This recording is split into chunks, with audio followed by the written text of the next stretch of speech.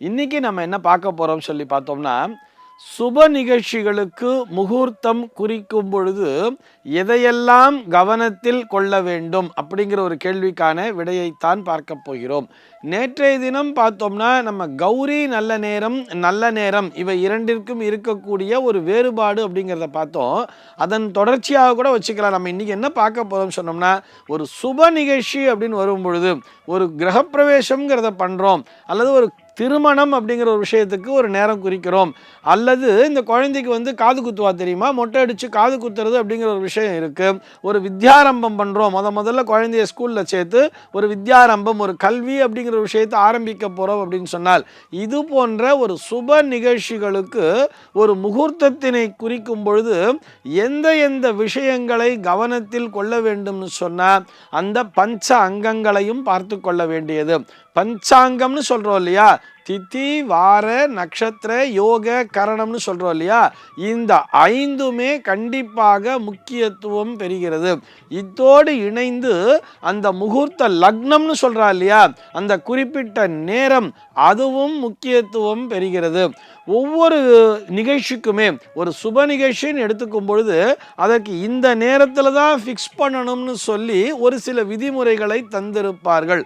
ஒரு லக்னம்னு குறிக்கும் பொழுது கூட, உதாரணத்திற்கு ஒரு திருமணத்திற்கான லக்னம் குறிக்கிறோம் அப்படின்னு வச்சுண்டா அதில் என்ன சொல்லி இருப்பான்னு பார்த்தோம்னா, சப்தம சுத்தி அவசியம் அப்படின்னு கொடுத்துருப்பா. விவாகத்திற்கான நேரத்திலே சப்தம சுத்தி அவசியம்னு சொன்னால், விவாகத்திற்கு என்ன லக்னத்தை குறிக்கிறோமோ, உதாரணத்திற்கு ஒரு மகர லக்னம் அப்படிங்கிறத நம்ம குறிக்கிறோம்னு சொன்னால் 7ஆம் இடமாகிய கடகமானது சுத்தமாக இருக்க வேண்டும். சப்தம சுத்தி என்பது அவசியம்னு வலியுறுத்தி சொல்றா. 7ஆம் இடம் சுத்தமான லக்னம் தான் திருமணத்திற்கு மிகவும் விசேஷம். அப்படி ஏதாவது அந்த இடத்துல ஒரு கிரகம்ங்கிறது இருக்கு, நமக்கு வேற வழியே இல்லை அப்படின்னு சொல்லி வரும்பொழுது அந்த கிரகத்திற்கான ஒரு பரிகாரத்தினை செய்ய வேண்டும் அப்படின்னு சொல்லியும் அந்த கிரக பிரீத்தி அப்படிங்கிற ஒரு விஷயத்தையும் உங்களுடைய அந்த குடும்ப ஜோதிடர் எழுதி கொடுத்திருப்பார். ஒரு லக்னம்ங்கிறத வச்சுட்டு சனி பிரீத்தி பண்ணுங்கோ, குரு பிரீத்தி பண்ணுங்கோ அப்படிங்கிற மாதிரிலாம் எழுதி கொடுத்திருப்பார். இதற்கான காரணம்னா இதுதான் அப்படிங்கிற மாதிரி எடுத்துக்கலாம். அதே மாதிரி ஒரு கிரகப்பிரவேசம், ஒரு புதுமனை புகுவிழா செய்கிறோம்னு சொன்னா அங்கே குறிக்கப்படுகின்ற அந்த லக்னம் என்று வரும் பொழுது அதற்கு 12ஆம் இடம் என்பது சுத்தமாக இருக்க வேண்டும் சொல்றார். 12ஆம் இடம் என்பது சுத்தமாக இருக்கின்ற ஒரு ஸ்திர லக்னமாக பார்த்து அந்த ஸ்திர லக்னத்திலே தான் நீங்கள் புதுமனை புகுவிழாவினை செய்ய வேண்டும் சொல்றார். இப்படி சரலக்னம், ஸ்திரலக்னம், உபயலக்னம் என்றெல்லாம் வேறுபாடு என்பது உண்டு. அதற்குரிய கண்டிஷன் என்னங்கிறத பார்த்துண்டு வைக்கணும்.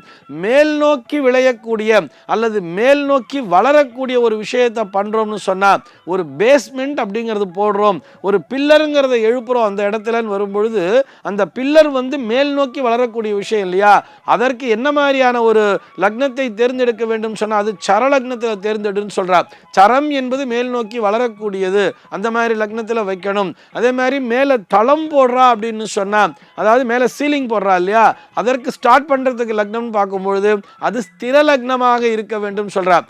ஆடாமல் அசையாமல் அந்த தளமானது எப்பொழுதும் நிரந்தரமாக இவர்களை பாதுகாக்கின்ற விதமாக அமைய வேண்டும் சொல்லி ஒரு ஸ்திர லக்னத்தில் பார்த்து அந்த தளம் போடுறது, மேல் தளம் போடுறத ஆரம்பிக்கிறார். இப்படி ஒவ்வொரு நிகழ்விற்கும் அதோடு தொடர்பு படுத்தி பார்த்து அந்த நிகழ்வானது என்ன விதமான பலனை தரப்போகிறது என்பதை கண்டறிந்து அந்த லக்னமானது அமைய வேண்டும் அப்படிங்கிற மாதிரி சொல்றார். ஒரு சாந்தி முகூர்த்தம் என்று வரும் பொழுது அதற்கு அந்த லக்னமே சுத்தமாக இருக்க வேண்டும். அந்த சாந்தி முகூர்த்த நேரத்திலே வரக்கூடிய லக்னத்திலே எந்த விதமான கிரகங்களும் இல்லாமல் அந்த லக்னமானது சுத்தமாக இருக்க வேண்டும் சொல்றார். எல்லா சுப நிகழ்ச்சிகளுக்குமே அதோடு தொடர்பு படுத்தி பார்த்து அது என்ன விதமான பலனை நமக்கு தரப்போகிறது என்பதை கண்டறிந்து அதற்கு ஏற்றாற்போல் லக்னத்தை தீர்மானம் பண்ணணும் சொல்றார். எல்லா சுப நிகழ்ச்சிகளுக்கும் பொதுவான ஒரு விதியாக லக்னம் வைக்கும் பொழுது 8ஆம் இடம் சுத்தமாக இருக்க வேண்டும்.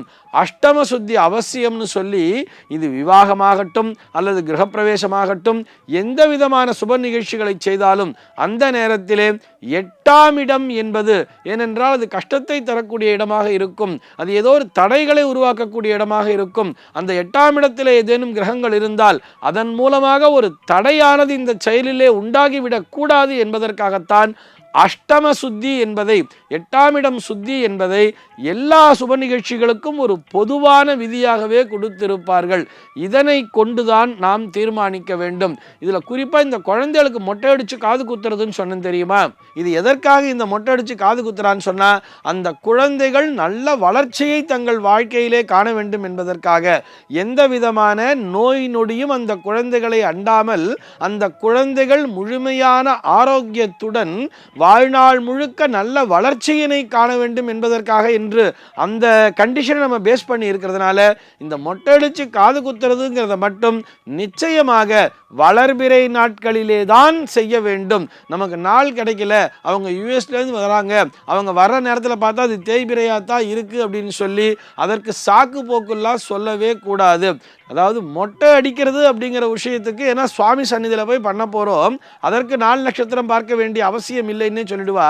ஆனால் அன்றைக்கே காது குத்துறோங்கிற ஒரு விஷயத்தை வச்சுட்டு இருந்தோம்னா, ஒரு கர்ணபூஷணம் என்பதை செய்யும் பொழுது, முதலாக அந்த குழந்தைக்கு காது குத்தல் அப்படிங்கிற ஒரு விஷயத்தை செய்யும் பொழுது அதனை நிச்சயமாக சர்வ நிச்சயமாக வளர்பிறை நாட்களிலே தான் செய்ய வேண்டும். அப்பொழுதுதான் அந்த குழந்தையினுடைய வளர்ச்சி என்பது நல்லபடியாக அமையும் என்பதையும் நினைவிலே கொள்ள வேண்டும்.